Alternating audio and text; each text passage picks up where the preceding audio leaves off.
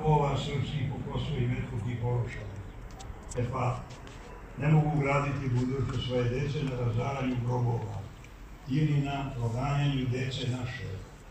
I sudbina im je ona kako i svih gonitelja hrišćana. Samo da mi istrajemo, izdržimo, budemo postojani na mestu postojanstva i dostojanstva našega, kao što je Dečanica, kao što su Dečani i ostali naši svetinja, manastiri Ljeviška, kao što je Gazimestan, gdje ćemo danas i da im poslužimo veliki pomen, jer su dostojni pomena večnoga.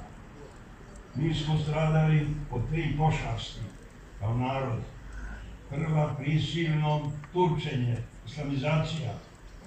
Ovih dana sam slušao pesmu potresnu o Janičaru, koga je oteo i Turčin iz ruke majke i islamio ga i napravio Janičare. I on je došao, a proklinjaju u sebi svoju sudbinu što je Janičar. I hteo je da pali selo u kome je rođen. Kad je počeo da ga pali, u jednoj kući spaljenoj sedela je starica. I on je digao mač sa konja na nju, ona je rekla: moj sine, ja sam ti majka, poznajem ti delik, da sam te ja rodila. Onda je on pao na kolena, poklonio se majci i tako ponovo ispovedio da je hrišćanin, da je Srbin i da je Janičarstvo bilo pre svega za njega tiranija. Druga pošast je bila nasilno nametanje unije. Milioni su stradali od krivo verujućih rimokatolika Hrvata. 700.000 samo u Jasenovcu i još koliko drugih mesta, u Jadovnu 4.000. Od nas u Prebilovcima na Neretvi 860 su bacili u jamu žena, dece, staraca. Izvadili smo ih i podigli crkvu, a smo opet minirali 92. I kad sam to govorio njihovome nesrećnom biskupu Mostaru, nije, kaže, mi smo samo onu maketu, jer je video negdje na slici maketu te crkva, porušili su je i od 30 velikih kovčega kostiju koje su izvadili naši ljudi iz jame Šurmanačke, tamo gde se tobož javila na onom bregu Gospa. To je bila fantazija one male devojčice Marije, koje se priviđalo. Postoji o tome trupno napisana knjiga, da je to bilo samo mašta jedne devojčice. Nikako se Gospa nije javila, a ako se javila je da ukaže na nedaleku jamu Šurmanačku, gde je 860 Srba bačeno. Kad smo ih izvadili, premili smo i bio je i naš svjatejši patrijarh, vaš episkop Pavle, koji je Hristove 33 godine proveo ovdje. Salama podnosio sve i izneo vas. Evo vas danas ovdje da proslavljamo i njega. Već sve u Hagu jedan Srbi zatvorenik uradio prvu ikonu, našao je neku dašticu, pa nisu mu dali ništa. On je onda od sasušenja ostataka hrane napravio prvu ikonu našeg svetog patrijarha Pavla. I time je ukazao da je njegov put apostolski put Hristov. Još ću dodati ovdje, nedavno, možda pre par godina, jedan Jevrejin iz Jerusalima preselio se u New York, Bernstein, i počeo je da ispituje zašto su Jevreji toliko stradali. U tome svom ispitivanju javio mu se iznenada Hristos. A je rekao, ja sam Jevrej, a ti si prvi stradali, znači ti si na čelu svega stradanja. I tako je poverovao danas i protojerej u pravoslavnoj crkvi, Bernstein.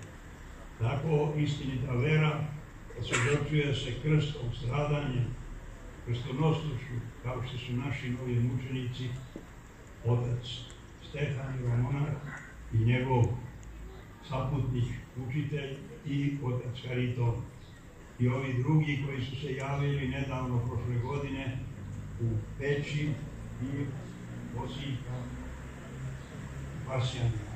To su kosovski krstonosci i pobedonosci.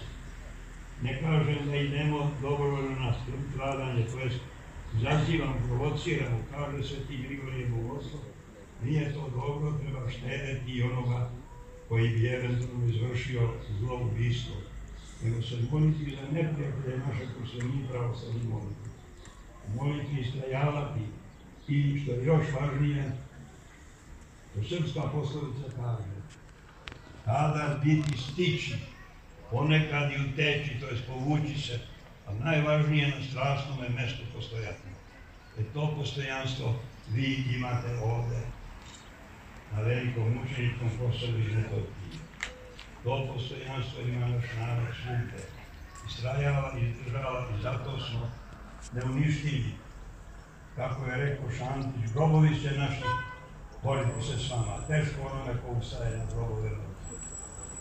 Neka srećamo ovaj višestruki praznik Hristovog spasenja, praznik nekog mučenika Lazara i ostalih sa njima mučenika, praznik novomučenika, jasenovačkih, Glinskih, gde su crkvu stavili na Jelindan, 1200 Srba hrišćana u Glini,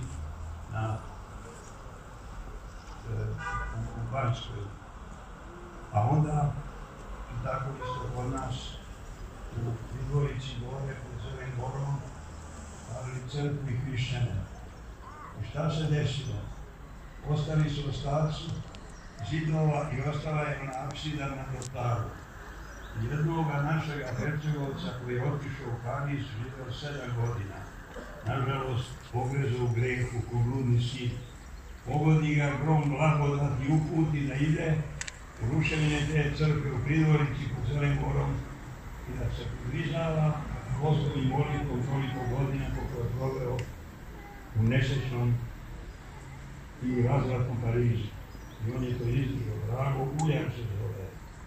Kad smo došli da obnavljamo tu crkvu, on je rekao đakonu Gacku, koji je bio sa njim poznanik, još nije crkva obnovljena, video sam te da krepiš pred prestolom u ovoj crkvi. I zaista je, kad je obnovljena crkva, rukopoložio ga vladika moj nasljednik za đakona. Tako je ispunilo se ovo vizija, viđenje. On je potom povukao se u snegove Zele gore i tamo je preminuo, sahranjen je u svom boravlju. Gde je nažalost vrlo malo Srba ostalo, oni pominju njihova stradanja, ne pominju naša.